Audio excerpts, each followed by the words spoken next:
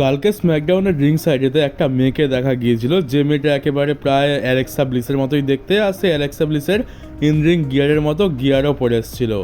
আর এই ফটোটা স্ম্যাকডাউন হয়ে যাওয়ার পর বেশ ভাইরাল হয়। মনে হচ্ছে মেয়েটা অ্যালেক্সা ব্লিসের অনেক বড় ফ্যান, আর যেহেতু তাকে অনেকটা তার মতোই দেখতে, তো তাই একদম সে তার ডুপ্লিকেট হয়ে এসেছিল। আমরা কিছুদিন আগে এলএ নাইটের একটা ডুপ্লিকেট দেখতে পেয়েছিলাম, যাকে হুবহু একদম এলএ নাইটের মতোই দেখতে ছিল, শুধুমাত্র হাইটটা একটু কম ছিল। আর এখন অ্যালেক্সা ব্লিসেরও দেখতে পেয়ে গেলাম। আর ডাব্লিউডাব্লিউই এখনো পর্যন্ত 2025 সালে টোটাল 4খানা ম্যাচ 5 স্টার রেট পেয়েছে, আর এই রেটিংসটা তার ডেভ ম্যারিজার। আর এছাড়া আর কেউ তো রেটিংস দেয়ও না। ডেভ ম্যারিজার একটা খুবই মান্যগণ্য লোক, তাই জন্য তার রেটিংসটাকে একটু ভ্যালু করা হয়। তো তার রেটিংসটাকে আমরা রেসলিংয়ের রেটিংস বলে থাকি। তো দেখতে পাচ্ছ 4টে ম্যাচ টোটাল। একটা হচ্ছে এলিমিনেশন চেম্বারে কেভিন ওভেন্স ভার্সেস স্যামি জেনের মধ্যে ম্যাচ, তারপর রেসলম্যানিয়াতে রিয়া রিপ্লি ভার্সেস ইয়ো স্কাই ভার্সেস বিয়াঙ্কা ব্লেয়ার। আর একটা হচ্ছে স্ম্যাকডাউনে, মানে এটা রেসলম্যানিয়ার আগের সেই ম্যাচটা মনে হচ্ছে, যেটা একটা ল্যাডার ম্যাচ ছিল। আর তারপরে হচ্ছে সামার স্ল্যামেতে কোডি রোডস ভার্সেস জন সিনা। কোডি রোডস ভার্সেস জন সিনার ম্যাচটা তো একদম 5 স্টার বলতেই পারো। শুধুমাত্র আমার একটাই ম্যাচে একটু ডাউট লাগছে, সেটা হচ্ছে যে এই যে ইয়ো স্কাই বিয়াঙ্কা ব্লেয়ার আর রিয়া রিপ্লির যে ম্যাচটা ছিল, এটা আমি দেখেছিলাম সেই লেভেলে যায়নি। এর থেকে বরং আমরা এভলিউশনের যে ম্যাচটা দেখতে পেয়েছিলাম সেটা 5 স্টার ডিজার্ভ করতো। তো এক একজনের এক এক রকম ওপিনিয়ন হয়ে থাকে। আর ডেভ ম্যারিজারের রেটিংস যা আসে বেশিরভাগ সময় এটা নিয়ে কন্ট্রোভার্সি হয়ে যায়, কারণ তার রেটিংসের সাথে ফ্যান্সদের মনোভাব একদমই মিলতে চায় না। আর এখন তো তাও ঠিক আছে, এখন তো আমরা দেখতে পাচ্ছি যে মোটামুটি যে ভালো রেটিংস দিচ্ছে। জন সিনা ভার্সেস কোডি রোডসের ম্যাচটাকে 5 স্টার রেট দিয়েছে। ডেভ ম্যারিজার আগে এমন এমন রেটিংস দিত যেগুলো দেখে ফ্যান্সরা বহুত রেগে যেত, আর এগুলো নিয়ে বেশ ঝামেলা হতো। আর সামার স্ল্যামেতে ল্যাডার ম্যাচে আমরা একটা স্পট দেখতে পেয়েছিলাম, মানে টিএলসি ম্যাচটাতে, যেখানে ক্যান্ডিস লাডে একেবারে রিংয়ের ওপরের একটা ল্যাডারের ওপর থেকে বাইরে একটা ল্যাডারের ওপরে পড়ে যায়। তো তার ফলে তার একটা ছোট ইনজুরি তো বলা যায় না, তবে এটা হার্ট তো করবে। এটা একটা ইনজুরি গেছে, দেখতে পাচ্ছ থাইয়ের কাছে পুরো কালো হয়ে রক্ত জমাট বেঁধে গেছে। তো বুঝতে পারছো কতটা বেশি রিস্ক ছিল। আর তাছাড়া ছেলেদেরই অবস্থা খারাপ হয়ে যায়, তো এ তো একটা মেয়ে, এর তো চোট বেশি লাগারই কথা। আর এই জিনিসগুলো কি হচ্ছে, এখানে হাত পা তো ভাঙে না, কিন্তু প্রচণ্ড ব্যথা হয়, আর এটা ঠিক হতেও একটু টাইম লাগে। আর এবার ড্রু ম্যাকিন্টায়ারের একটা ভার্চুয়াল ইন্টারভিউ হয়, সেখানে ড্রু ম্যাকিন্টায়ার তো বলতে পারো একদিক দিয়ে আমেরিকানদেরই রোস্ট করে দিয়েছে। এখানে ড্রু ম্যাকিন্টায়ার বলে আমেরিকানসরা বহুত কাঁদুনে, এদেরকে ইন্টারনেটে একটু কিছু বললে এরা আপসেট হয়ে যায়, এরা ছোটোখাটো বিষয় নিয়ে খুবই সেন্সিটিভ হয়ে যায়। মানে ইন্টারনেটে যদি ছোট্টখাটো কিছু ভালো জিনিস হয় তো ব্যাস এরা মাতামাতি শুরু করে দেয়, আর কেউ যদি একটু খারাপ কিছু করে দেয় তো এরা কান্নাকাটি করতে বসে যায়। তো এইগুলো মানে সাধারণ মানুষের করা উচিত নয়, আর এটা খুবই কমজোর একটা জিনিস, এটা ড্রু ম্যাকিন্টায়ার বলতে চাইছে। এবার দেখার বিষয় হচ্ছে যে এই জিনিসটা শুনেও আমেরিকান ফ্যান্সরা বহুত আপসেট হয়ে যাবে, তবে ড্রু ম্যাকিন্টায়ার এটা মেবি তার ক্যারেক্টারের উপর দিয়ে চালিয়ে দিতে পারে, যে আমি তো ভাই হিল ক্যারেক্টার, আমি আমার ক্যারেক্টার থেকে বলেছি। কিন্তু ড্রু যেগুলো বলে সেগুলো একদম সত্যি কথাই বলে। আর ড্রু যে ডাব্লিউডাব্লিউই নতুন নতুন ট্যালেন্ট রয়েছে তাদেরকে একটা জিনিস মানে অ্যাডভাইস করেছে, যে এই যে ইন্টারনেটের রেসলিং ফ্যান রয়েছে এদের ওপিনিয়ন কতটা গুরুত্ব দেবে না, আর এরা যাই পারে বলুন না কেন সেটাকে ইগনোর করো। কারণ আমরা দেখেছি যে ইন্টারনেটের রেসলিং ফ্যানরা বহুত টক্সিক, আর সব থেকে টক্সিক ফ্যান এই টুইটারেতে বেশি পাওয়া যায়।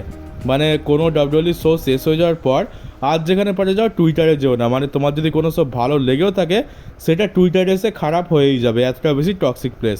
আর এরাই এখানে প্রত্যেকটা সুপারস্টারকে নিয়ে ক্রিটিসাইজ করে।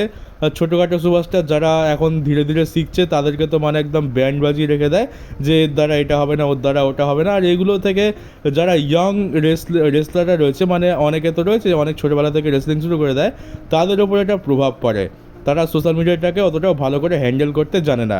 যেমন আমিও এককালে ছোটোখাটো জিনিস দিয়ে ভাবতাম যে এটা এত খারাপ কেন বলছে, এটা এই কেন করছে, কিন্তু এখন আমার অভ্যেস হয়ে গেছে। তো আমি রিয়ালিটিটা জানি, তো আমার তোরা কিছু যায় আসে না কে কি বললো না বললো, আমি যে কাজটা করছি আমি সেটা নিয়ে ব্যস্ত থাকি, আমি আমার ওপিনিয়ন এখানে শেয়ার করি। এবারে কারোর পছন্দ হতে পারে না হতে পারে। তো ড্রু ম্যাকিন্টায়ারও এই কথাটাই বলছে নতুন রেসলারদের, যে যাই পারে বলুক ওই দিকে অত কান দিতে হবে না, এটা এরকম টক্সিক প্লেস, আর এখানে এরকম হয়েই থাকে, তুমি তোমার কাজ মন লাগিয়ে কন্টিনিউ করতে থাকো। আর ডাব্লিউডাব্লিউইর আন্ডারে যে ট্রিপল এ প্রমোশন রয়েছে তার একটা বড় শো হতে চলেছে, সেটার নাম হচ্ছে ট্রিপল ম্যানিয়া। সেখানে মেন ইংলিশ কমেন্টেটর থাকবে কোরি গ্রেভস। আর আরেকটা জিনিস বলে রাখি, এটা আমার 2-3 দিন আগে বলে দেওয়া উচিত ছিল, কিন্তু কোনো কারণে বলা হয়নি বা ভুলে গেছিলাম আমি, সেটা হচ্ছে যে ট্রিপল এ প্রমোশনের নতুন ফেস হতে চলেছে আমাদের ডমডম ভাই। ডাব্লিউডাব্লিউই ডমডম ভাইকে আমাদের ট্রিপল এ প্রমোশনের নতুন ফেস করতে চলেছে। মানে হচ্ছে যে ওয়াইকিঙ্গোর সাথে তার যে ম্যাচটা ট্রিপল মেনিয়াতে হবে সেখানে সম্ভবত ওয়াইকিঙ্গো হারতে চলেছে, আর আমাদের ডমডম ভাই নতুন ট্রিপল এ মেগা চ্যাম্পিয়ন হতে চলেছে। তার মানে এবার থেকে আমাদের ডমডম ভাইকে ডবল ডিউটি করতে হবে। আর কালকে স্ম্যাকডাউনে আমরা অনেকদিন পর অ্যালেক্সা ব্লিসের জন্মদিনেতে এই শার্লেট ফ্লেয়ারের চার্লি ডলকে দেখতে পেলাম। এই চার্লি ডলকে তো আমাদের কারোরই মনে নেই, এমনকি আমারও মনে নেই। এত ছোটোখাটো জিনিস, আর তার উপরে মেল ডিভিশনের জিনিস মনে থাকে না, তো আমাদের ফিমেল ডিভিশনের জিনিস কী করে মনে থাকবে। আমরা 2021 সালে সম্ভবত এই চার্লি ডলকে দেখতে পেয়েছিলাম যখন অ্যালেক্সা ব্লিসের সাথে শার্লেট ফ্লেয়ারের একটা ফিউড চলছিল, আর শার্লেট ফ্লেয়ার র ওমেন্স চ্যাম্পিয়ন ছিল। তখন আমরা শার্লেটের কাছে এই পুতুলটা দেখতে পেয়েছিলাম। আর তারপরে আবার 4 বছর পর অ্যালেক্সা ব্লিসের জন্মদিনে আমরা চার্লি ডলকে দেখতে পেলাম। আর এবার আমাদের সোলো সিকোয়াকে নিয়ে কথা বলা যাক। তো সোলো সিকোয়া বলছে যে এখন যে ব্লাড লাইনের যে স্টোরিটা চলছে এটা এখনও থার্ড ইনিংসে রয়েছে। পল হেমান যখন রোমানের টিমে ছিল, রোমানের যখন ব্লাড লাইন ছিল, তখন বলতো যে এটাও থার্ড ইনিংস চলছে। তো এখনও সেই থার্ড ইনিংসই নাকি চলছে সোলো সিকোয়ার জন্য। তবে দেখতে গেলে ব্লাড লাইনের স্টোরিতে আর তেমন দম নেই। ব্লাড লাইনের স্টোরি এখন আর মেন স্টোরিও নয়। যতদিন ওখানে মেন চ্যাম্পিয়নশিপ ছিল ততদিনই ওটা মেন ছিল, আর এখন তো এটা একটা সেকেন্ডারি স্টোরি লাইন বলতে পারো। এখন এটা মেন স্টোরি লাইন এমনিতেও নয়, মানে এন্টারটেনের জন্য লোকে দেখে নেয়, কিন্তু অতটাও কারোর এটার প্রতি অতটাও কেউ গুরুত্ব দেয় না। আর সোলো সিকোয়া এটাও বলে যে সে এটা মনে করে যে রোমান ভার্সেস সোলোর যে ম্যাচটা হয়েছিল র নেটফ্লিক্সের প্রিমিয়ারে, সেইখানে ব্লাড লাইনের স্টোরিটা এন্ড করা যথাযথ মানে হয়নি। মানে এত বড় একটা স্টোরি সেটা এন্ড হয়ে যায় এত সিম্পলভাবে, এটা সোলো সিকোয়ার খুব একটা পছন্দ হয়নি। আর এটা দেখতে গেলে আমার তো মনে হয় ডাব্লিউডাব্লিউই খুবই তাড়াহুড়ো করে এটা শেষ করে দিয়েছে। এমনি তো রোমান বেশি আসে না, তার খুব একটা ডেট পাওয়া যায় না, সেই জন্যই ডাব্লিউডাব্লিউই ভেবে রেখেছে যে এটা বেশি দিন টানা হেঁচড়া করলে অনেক সময় লাগবে, তো এক কাজ করি এটা এখানেই শেষ করে দিই। তাই জন্য আমরা রোমান ভার্সেস সোলোর ম্যাচটা দেখতে পেলাম, আর ওটা অত তাড়াহুড়ো করে শেষ করে দেওয়া হলো, যার ফলে সোলো সিকোবার একটু ক্ষতি হয়েছিল। সোলো সিকোবার ক্যারেক্টারটা বেকার হয়ে গেছে। আর শুধুমাত্র আমরা নয়, আমাদের সাথে সাথে সোলো সিকোবা এটা বলছে যে ওটাকে যদি একটু সময় নিয়ে ভালো করে স্টোরি লাইন বিল্ড আপ করে করা হতো তাহলে ওটা বেশি সেন্স বানাতো। আর আমাদের রোমান রেন্স ESPN এর ওপর একটা ইন্টারভিউতে তাকে জিজ্ঞেস করা হয় যে তার জীবনের সব থেকে বেস্ট অপোনেন্ট আর সব থেকে ভয়ঙ্কর অপোনেন্ট কে, আর রোমান একজনেরই নাম নিচ্ছে, সে হচ্ছে বিস্ট ব্রক লেসনার।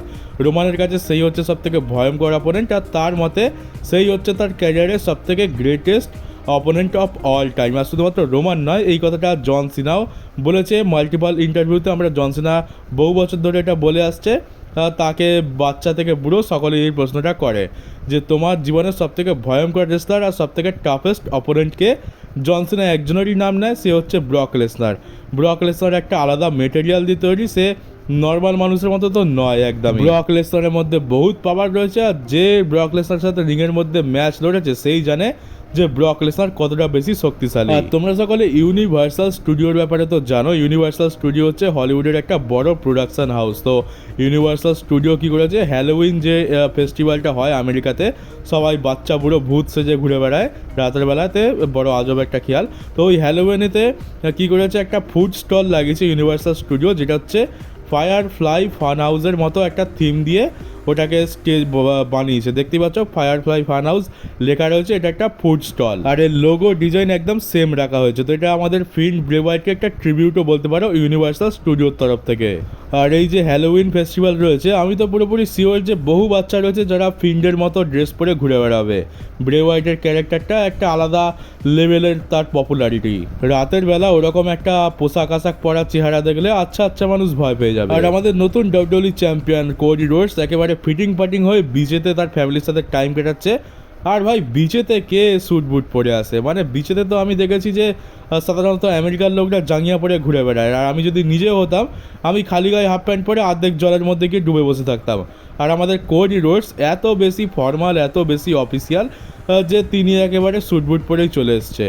বাহ, খুব ভালো কথা। বড় লোকদের ব্যাপার বড় বড় জিনিস হয়ে থাকে, এরা তো মনে হয় বাথরুমে হাঁকতে গেলেও স্যুট বুট পরেই যায়। আর এবার আমাদের জন সিনাকে নিয়ে কথা বলা যাক। তো আমরা একটা আনএক্সপেক্টেড ম্যাচ দেখতে পেলাম, যেটা হচ্ছে লোগান পল ভার্সেস জন সিনা। এটা একটা ড্রিম ম্যাচ তো ছিল। জন সিনার রিটায়ারমেন্ট ট্যুর যখন অ্যানাউন্স হয় তখন আমরা বলেছিলাম যে এই ম্যাচটা আমরা জন সিনার রিটায়ারমেন্ট ট্যুরেতে দেখতে চাই, কিন্তু এই মুহূর্তে এসে এখন আর কেউই দেখতে চায় না এই ম্যাচটা। এমনিতে জন সিনার কাছে লিমিটেড টাইম রয়েছে, লিমিটেড অ্যাপিয়ারেন্স রয়েছে, তার মধ্যে বড়জোর আমরা হাতে গোনা 3 থেকে 4টে ম্যাচই দেখতে পাবো। আর তার মধ্যেও একটা ম্যাচ হয়ে যাচ্ছে লোগান পল ভার্সেস জন সিনা।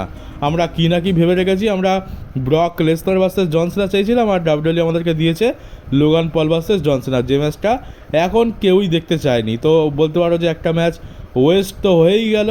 আর তার উপরে সামার স্ল্যামেতে ম্যাচ লড়ার পর জনসনের কাছে আর টোটাল 12খানা ডেট ছিল। একটা ডেট তো সে স্ম্যাকডাউনেতে চলে এসছে, আর এবারে বাকি রয়েছে 11খানা ডেট। আর যে কটা শোয়ের জন্য জনসনাকে অ্যাডভার্টাইজ করা আছে, ক্ল্যাশ ইন প্যারিসে লোগান পলের সাথে ম্যাচ লড়ার পর জনসনার কাছে বাঁচবে আর মাত্র 8খানা ডেট। ওই 8খানা ডেটের মধ্যে কম করে হলেও 3খানা তো ম্যাচ তাকে লড়তে হবে, কারণ বাকি থাকবে কি ক্রাউন জুল, সার্ভাইভার সিরিজ আর স্যাটারডে নাইটস মেন ইভেন্ট। তো এই তিনটেতে তার 3টে ম্যাচ তো আমরা দেখতে পাবো। তো এই 3টে হয়ে গেল ম্যাচ, আর বাকি থাকলো 5খানা দিন। ওই 5খানা দিন হয়তো আমরা স্টোরি লাইন বিল্ড আপের জন্য দেখতে পাবো। তো আমি তো বলবো লোগান পলের সাথে ম্যাচ দিয়ে এক তো টাইম ওয়েস্ট হচ্ছে, একটা ম্যাচও ওয়েস্ট হচ্ছে, আর তার উপরে লোগান পলের সাথে স্টোরি লাইন কন্টিনিউ করার জন্য জন সিনাকে এতবার আনার কী দরকার? বরঞ্চ এই ম্যাচটা কেউ দেখতেও চায় না, তাই জন্য এই ম্যাচটা একটা অ্যাপিয়ারেন্সই যথেষ্ট ছিল। কিন্তু ডাব্লিউডব্লিউ এখানে 3টে অ্যাপিয়ারেন্স করে দিয়েছে, মানে 2টো অ্যাপিয়ারেন্স এমনিতেই নষ্ট। আর এবার একটা জিনিস নিয়ে কথা বলা যাক, আমরা চেয়েছিলাম যে আমাদের যে ক্ল্যাশ ইন প্যারিসের গ্রাফিক্স যেন এমনটা হয়, কিন্তু আমরা এখানে ব্রক লেসনারের জায়গায় লোগান পলকে দেখতে পেয়ে গেলাম। তো এটা একটা ফ্যান্টাসি হয়ে রয়ে গেল। তো এবারে এটা নিয়ে আমি স্ম্যাকডাউনেতে ছোট্ট করে কথা বলেছিলাম, কিন্তু এবারে একটু ভালোভাবে কথা বলা যাক। তো ব্রক লেসনারের সাথে এখনই আমরা জন সিনার ক্ল্যাশ কেন দেখতে পাচ্ছি না? তো মেবি হতে পারে যে ডাব্লিউডব্লিউর কাছে, ডাব্লিউডব্লিউ তো জানে যে এখন আর বেশি টাইম নেই, বছর শেষ হতে চলেছে, আর জন সিনার রিটায়ারমেন্টও খুব কাছাকাছি রয়েছে, মাত্র 4 মাস সময় রয়েছে। আর আমাদের টাকলু তার আগের 5 মাস তো বরবাদ করে দিয়েছে, তো ওটা তো আর কিছু করার নেই, ওটা একটা কলঙ্ক হয়েই থেকে যাবে সারা জীবন। তো এইবার প্রশ্ন হচ্ছে যে ব্রক লেসনার ভার্সেস জন সিনা আমরা কোথায় দেখতে পাবো? তো ডাব্লিউডব্লিউ, আমার মনে হচ্ছে যে ডাব্লিউডব্লিউ এখন এই মুহূর্তে জন সিনাকে ব্রক লেসনারের সামনে আনতে চাইছে না, কারণ এটা কোনো একটা বড় জায়গার জন্য প্ল্যান করছে। মেবি হয়তো জন সিনার শেষ অপোনেন্ট ব্রক লেসনারই হতে পারে, এটা চান্স অনেক বেশি রয়েছে।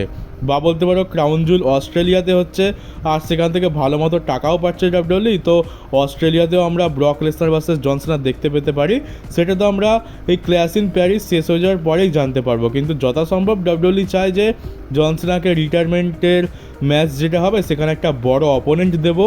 তো সেই জন্য ব্রক লেসনারকে আমরা হয়তো ডিসেম্বর মাসে জন সিনার হোম টাউনেতে স্যাটারডে নাইটস মেন ইভেন্টে জন সিনার এগেনস্টে দেখতে পেতে পারি, এটারও কিন্তু চান্স রয়েছে। আর ঠিক সেই কারণেই এখন এই মুহূর্তে জন সিনা আর ব্রক লেসনারকে সামনাসামনি আনা হচ্ছে না, আমাদেরকে মাঝখানে লোগান পল দিয়ে দেওয়া হলো। আর যদি বলো যে ম্যাচ তো করাবে না, তাহলে ব্রক লেসনারের রিটার্ন কেন করানো হলো? তো রিটার্ন তো সামার স্ল্যামেতেই করানো হতো, কারণ অন্য কোনো জায়গায় করালে বহুত বেকার লাগতো।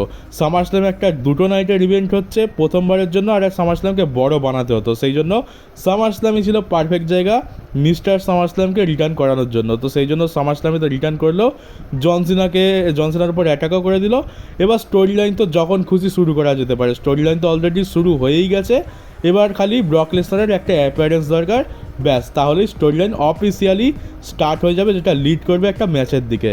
তো আপাতত ক্ল্যাশ ইন প্যারিসটা যাক, তারপরে আমরা বুঝতে পারবো যে কী হতে চলেছে। এটা কি আমরা ক্রাউন জুলে দেখতে পাবো, নাকি সার্ভাইভার সিরিজে দেখতে পাবো, নাকি ফাইনালি স্যাটারডে নাইটস মেন ইভেন্টে দেখতে পাবো? আর তাছাড়া ডাব্লিউডব্লিউ কিন্তু স্যাটারডে নাইটস মেন ইভেন্টে বড় বড় ম্যাচেস বুক করে, রেজাল্ট যাই পারে হোক, শোটা আমাদেরকে ডিসঅ্যাপয়েন্ট করুক, কিন্তু ম্যাচেস তো ভালো ভালো ডাব্লিউডব্লিউ বুক করে স্যাটারডে নাইটস মেন ইভেন্টে। আর এমনি তো স্যাটারডে নাইটস মেন ইভেন্ট এমন একটা শো হয়ে গেছে যেটা খুবই বদনাম, যেখানে আমরা বড় বড় ম্যাচেস দেখতে পাই কিন্তু প্রত্যেকটা ম্যাচ হেগে চলে যায়, এরকমই হয়ে গেছে অবস্থাটা। সেই জন্য স্যাটারডে নাইটস মেন ইভেন্টের তো আর তেমন কোনো ভ্যালু নেই, কিন্তু এই ম্যাচটা যেখানেই হোক না কেন ফ্যান্সরা তো এটা দেখবে। তো দেখা যাক কি হয়। তো চলো গাইজ, এই ছিল আজকের নিউজ ভিডিও। কেমন লাগলো কমেন্ট বক্সে অবশ্যই জানিও। নতুন হয়ে থাকলে চ্যানেলটাকে সাবস্ক্রাইব করে নোটিফিকেশন বেলটাকে অবশ্যই অন করে দিও, আর পারলে ভিডিওটাকে শেয়ারও করে দিও। তো চলো এবার দেখা হচ্ছে তোমাদের সাথে ডাব্লিউডব্লিউ নতুন একটা নিউজ ভিডিওতে।